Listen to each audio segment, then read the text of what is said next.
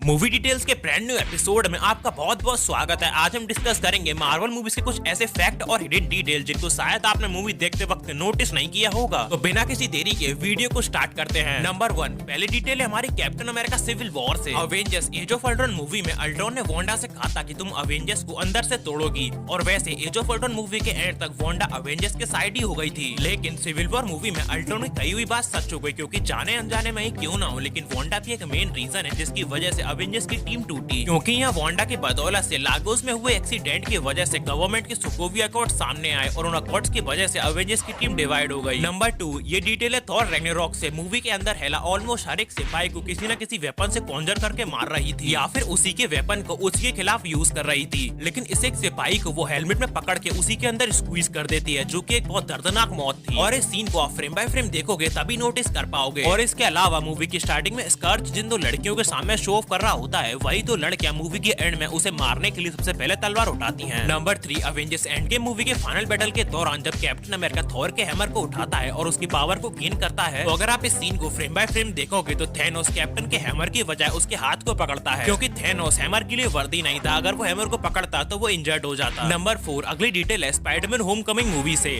Movie के अंदर आप सभी ने शॉकर के हाथ में उसका गाउंटलेट तो देखा ही होगा, वही गाउंटलेट जिसकी हेल्प से वो स्पाइडरमैन को उठाकर बहुत दूर फेंक देता है। लेकिन असल बात ये है कि ये गाउंटलेट शॉकर का नहीं बल्कि क्रॉसबोन का होता है। अगर आप सभी को याद हो तो Captain America civil war movie के अंदर जब क्रॉसबोन कैप्टन अमेरिका से फाइट करने आता है, तब कैप्टन अमेरिका उसके हाथ का गाउंटलेट उखाड़कर फेंक देता है, जिसके बाद क्रॉसबोन की डेथ हो जाती है। लेकिन उसके बाद ही क्रॉसबोन का वो gauntlet department of damage control को मिल जाता है और वहाँ से उसे शॉकर हासिल कर लेता है, और फिर उसके बाद वो उसके अंदर चेंज करके उसे अपग्रेड कर देता है और उसे चित्तौरी टैग से मिला देता है, जिसके बाद तैयार होता है शॉकर का सबसे powerful gauntlet. Number 5, Captain America winter soldier movie के अंदर कैप्टन अमेरिका नताशा से बोलता है कि वो बहुत ईमानदार है, और ये चीज मूवी में कई जगह प्रूफ होती है। फ्यूरी की डेथ के बाद जब उनसे पूछा जाता है कि फ्यूरी ने मरने से पहले तुमसे क्या कहा था, तो वो झूठ नहीं बोलते और सच सच बताते हैं कि फ्यूरी ने उनसे कहा था कि किसी पर ही भरोसा मत करना। प्लस जब कैप्टन अमेरिका सारे सील्ड एजेंट्स को हाइड्रा की सच्चाई बता रहे होते हैं, तब भी वो कहते हैं कि पियर्स ने फ्यूरी को गोली मरवाई, ना कि उसकी जान ली। वो कैप्टन अमेरिका जानते थे कि फ्यूरी अभी जिंदा है। Number 6, Avengers end game movie की स्टार्टिंग में नेबुला कहती है कि मेरा बाप जुल्मी हो सकता है लेकिन झूठा कभी नहीं हो सकता। तो नेबुला की इस बात का प्रूफ हमें अवेंजर्स इन्फिनिटी वॉर में देखने को मिलता है। जैसे कि इन्फिनिटी वॉर के स्टार्ट में थैनोस ने लोकी की इन्फिनिटी स्टोन देने पर थॉर की जान बख्श दी थी, और गमोरा की सोल स्टोन की लोकेशन बताने पर उसने नेबुला की जान भी बख्श दी थी। और फिर डॉक्टर स्ट्रेंज से भी टाइम स्टोन लेने के बाद थैनोस ने टोनी स्टार्क की जान बख्श देने का वादा किया था। लास्ट में थैनोस ने स्नैप करने के बाद भी उसने अपनी स्नैप से इन तीनों को नहीं मारा जिनको थैनोस ने ना मारने का वादा किया था। Number 7, doctor strange multiverse of madness movie के सीन में जब गैरगेंटोस डॉक्टर स्ट्रेंज को पकड़ लेता है, तो अमेरिका चावेस ऊपर से कंक्रीट गिराती है, जिससे गैरगेंटोस डिस्ट्रैक्ट हो जाता है और डॉक्टर स्ट्रेंज को बाहर निकलने का मौका मिल जाता है। तो ये एक रेफरेंस था स्पाइडरमैन 3 मूवी का। उसमें भी जब वैनम स्पाइडरमैन को जकड़ लेता है तो ऊपर से एमजे कंक्रीट गिराती है, जिससे वैनम डिस्ट्रैक्ट हो जाता है और स्पाइडरमैन को बाहर निकलने का मौका मिल जाता है। फिर इसके बाद अगली डिटेल है Avengers as of Ultron movie से। मूवी के फाइनल बैटल के दौरान captain America Hawkeye Wanda Quicksilver से कहती है कि अगर वो तुम्हें चोट पहुंचाए तो तुम भी उन्हें चोट पहुंचाओ, और अगर तुम मारे जाओ तो आगे बढ़ जाओ। तो उस टाइम स्क्रीन पर क्विकसिल्वर को दिखाया जा रहा होता है, जो कि फोरशैडो कर रहा था उसकी आने वाली डेथ। और इस सीन में जब अल्ट्रॉन बॉट्स विजन की बॉडी के साथ साथ पूरी ट्रक को उठा ले जाते हैं, तो इस पर्टिकुलर सीन को एक ही एनिमेटर ने एनिमेट किया था, जिसे इस सीन को कंप्लीट करने में 360 दिन लगे थे। और इसके बाद उस एनिमेटर को इस सीन के कंप्लीट होने की खुशी में एक शैंपेन की बोतल गिफ्ट करी थी। नंबर 9, स्पाइडरमैन नो वे होम मूवी में दिखाया गया टॉम हॉलैंड का स्पाइडरमैन सूट टोटली सीजीआई था। आई मीन इस मूवी के ऑलमोस्ट हर एक सीन में जिसे इस मूवी का हाइब्रिड सूट भी कहा गया है, और इसे क्रिएट करने के लिए फिल्मिंग के टाइम एक्टर टॉम हॉलैंड को उसका ओरिजिनल सूट पहनाया जाता था, जिसके बाद उस सूट के ऊपर डिजिटली इस हाइब्रिड सूट को ऐड किया जाता था। और जैसे टॉम हॉलैंड अपने ओरिजिनल सूट में मूव किया करता था, तो वो उनकी सारी डिटेल और मसल मूवमेंट को ध्यान में रखते हुए इस सूट की मूवमेंट को दिखाया गया है। और आप ये भी कह सकते हो कि मूवी में हमें टॉम हॉलैंड का सर और चेहरा देखने को मिला है, बाकी बॉडी टोटली सीजीआई थी। नंबर 10, ब्लैक पैंथर मूवी में तचाला के फ्यूनरल के बाद क्वीन रवांडा जब शूरी को नदी के किनारे ले जाती है फ्यूनरल वाले कपड़ों को जलाने के लिए, वकांडा का एक मॉर्निंग रिचुअल पूरा करने के लिए, बट शूरी यहाँ पर कहती है कि अगर मैं एक मोमेंट और रुक के अपने भाई के बारे में यहाँ सोचती रही, तो बस मैं इन कपड़ों को नहीं बल्कि इनके साथ साथ पूरी दुनिया को जलाकर राख कर दूंगी। और उसके बाद शूरी हार्ट शेट हब को कंज्यूम करने के बाद जब एंसेस्टर प्लेन में जाती है, तो वहाँ पर उसने वही फ्यूनरल वाले कपड़े पहने हुए थे, और जैसा कि उसने कहा था कि पूरी दुनिया को जलाकर राख कर दूंगी, वैसे ही एंसेस्टर प्लेन के थ्रोन रूम में भी अपने आप ही आग लगने लगती है। तो आज की वीडियो में बस इतना ही। अगर आपको वीडियो पसंद आई हो तो वीडियो को लाइक एंड चैनल को सब्सक्राइब जरूर कर देना। मिलते हैं अगली किसी वीडियो में।